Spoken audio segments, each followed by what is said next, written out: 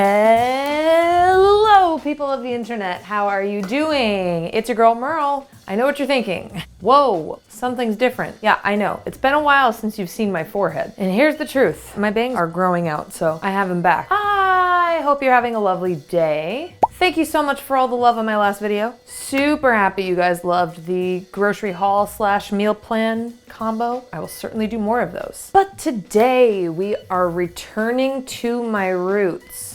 No, not celery root. No, not potato milk, not even potato cheese. Vegan mozzarella. Yeah, I've made a lot of vegan mozzarellas. Or should I call them vegan mozzarellas? Mozzarella.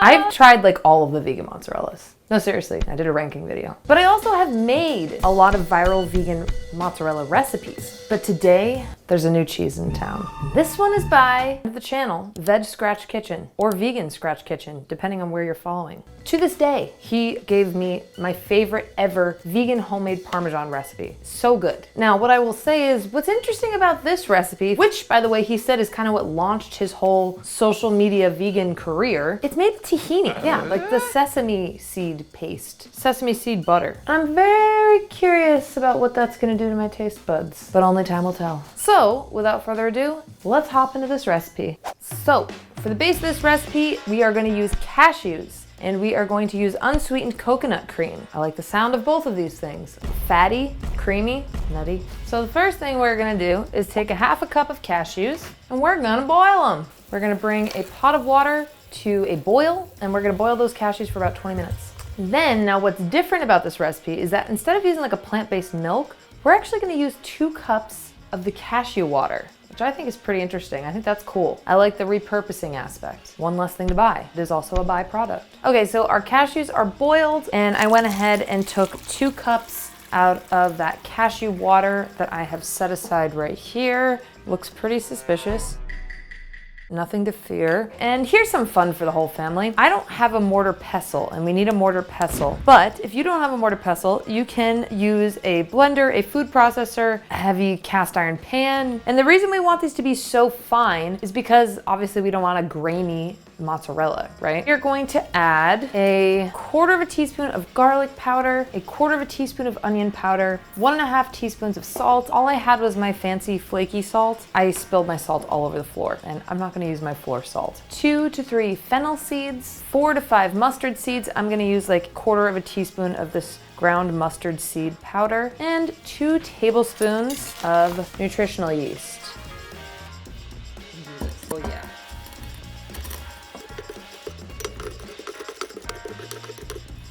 That was a little bit of a workout. So now we're gonna take our boiled cashews, grab a blender, a nice high-speed blender if you've got one. He said 5.4 ounces of coconut cream that's been mixed together. So I'm gonna open this up, I'm gonna empty this out, I'm gonna whisk it together, and then we're gonna measure out the correct amount.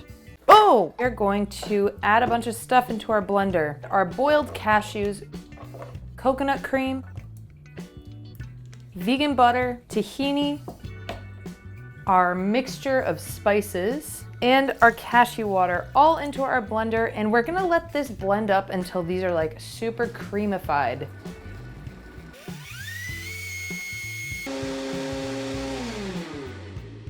Okay, and now we've got our mixture here very blended up. It looks great. Smells pretty good, actually. It's like frothy. It looks very well combined. So now we're gonna add this to a pot on the stove, like a nice big sauce pan. I'm going to whisk in our pectin. Pectin is normally used for jellies, to like make jelly, so it gets that sort of gelatinous texture. But it is derived from plants, specifically fruit pectin. So we're gonna whisk this pectin in until it gets kind of ooey gooey for about 4 to 5 minutes over a medium-high heat. And then we're gonna whisk in our tapioca starch. And that's gonna help to thicken. And it'll help to give it that sort of like glossy mozzarella texture. Once we whisk that in there, we're gonna let that stir over the same heat for like 1 to 2 minutes. It even has like a milky smell to it. Wow.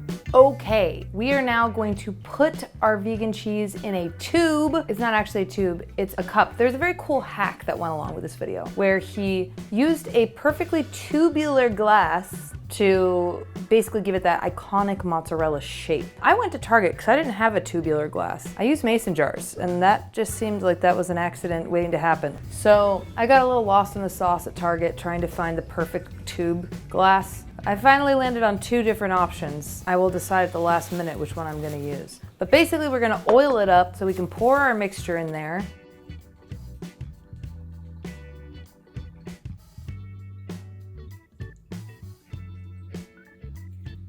And then we're gonna let that sit in the fridge for like 4 to 6 hours at least, which at this rate will probably be tomorrow because it's already dark. Today's video is sponsored by Nailicious.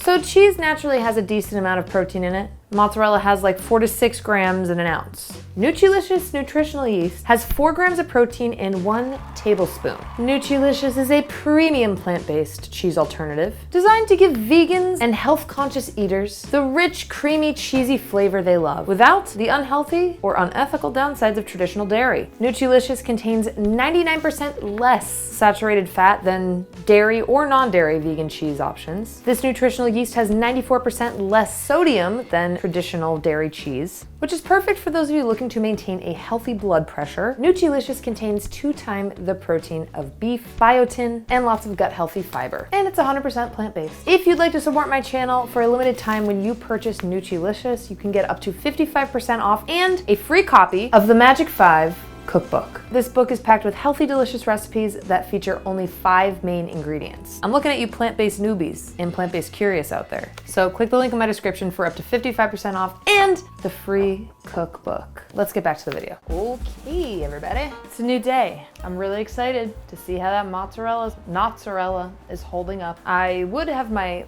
little table wheeled in front of me, but a certain lady has decided that I can't do that because this is exactly where the sun falls in my apartment and she needs it more than we do. Oh, and look who's decided to join. Seemed like a good idea, didn't it? Yes, it did. This is their apartment, let's be honest. I'm just paying the rent. Let's check on our cheese. So we're gonna try it raw and we're gonna bake it onto a pizza. Wow, oh my gosh. This thing is not going anywhere. Please, dear Lord, tell me I'm gonna be able to get this out of here. He made it look very easy when he did it.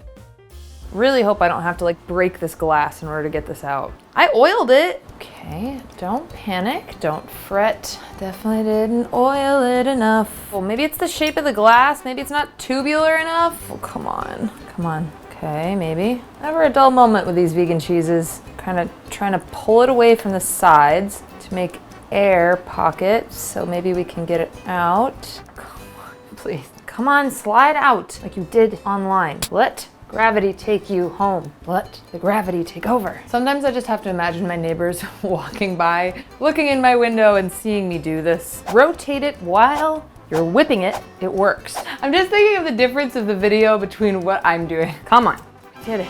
Here it is. See, it is a bit sticky on the outside. It leaves a very like sticky texture on you. So here's the deal. Let's talk about the look. The look is excellent. I'd like to try a piece of it raw, so I'm gonna do that.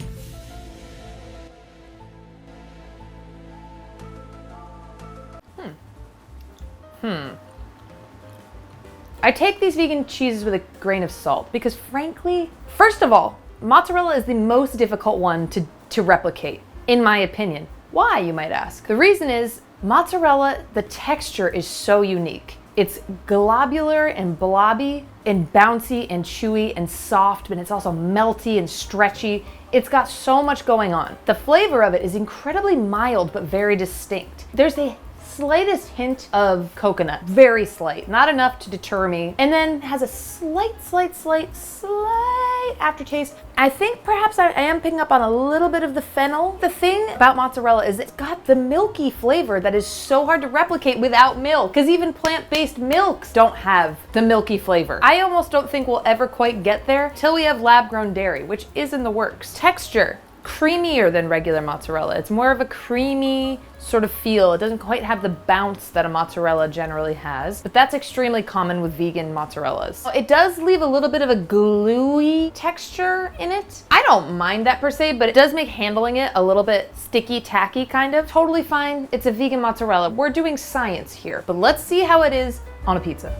Damn, that looks good. Are you kidding? Look at that. Come on, people. Ready? Look at this. Doesn't this look so good? I even put basil on there so it's like fancy, huh? Cool. Look at that.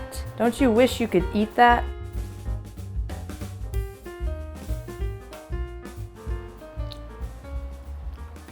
I'm gonna pull a little bit of cheese off.